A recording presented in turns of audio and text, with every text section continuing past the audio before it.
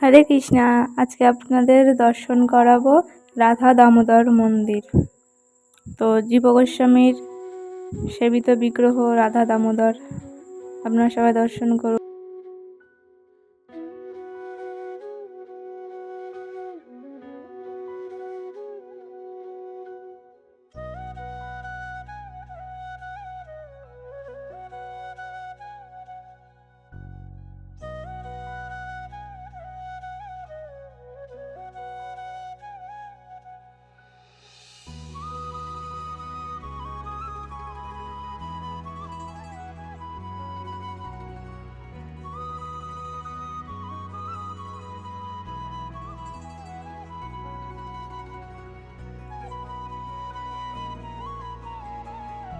ষোড়শ গোস্বামীদের মধ্যে একটি গোস্বামী হলেন সনাতন গোস্বামী, যিনি প্রতিদিন বৃন্দাবন থেকে হেঁটে গোবর্ধন পরিক্রমায় যেতেন এবং গোবর্ধন পরিক্রমা যতক্ষণ না কমপ্লিট হবে ততক্ষণ উনি জলও পর্যন্ত গ্রহণ করতেন না।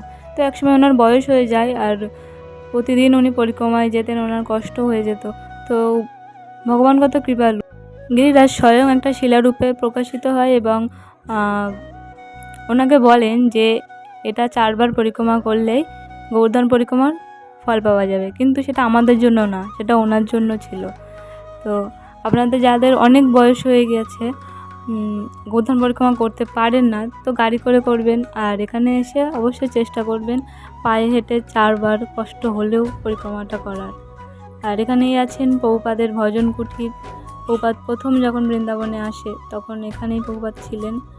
তো আমি মনে করি আমি অনেক ভাগ্যবান যে আমি নিজের চোখে এগুলো দর্শন করতে পারছি।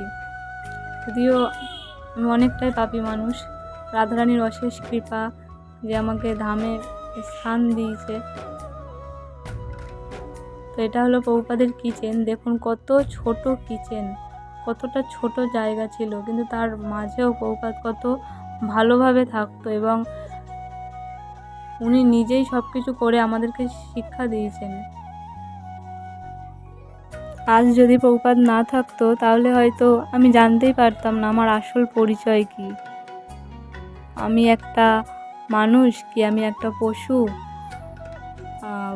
হয়তো এটাও জানতে পারতাম না যে আমি একটা আত্মা। আর এই জড়জগতে চিরকাল আমি থাকার জন্য আসিনি। যাই হোক, আপনারা ভিডিওটা দেখে কেমন লাগলো অবশ্যই বলবেন। সবাই ভালো থাকবেন এবং বৃন্দাবনে আসবেন আর সব দর্শন করবেন। হরে কৃষ্ণা।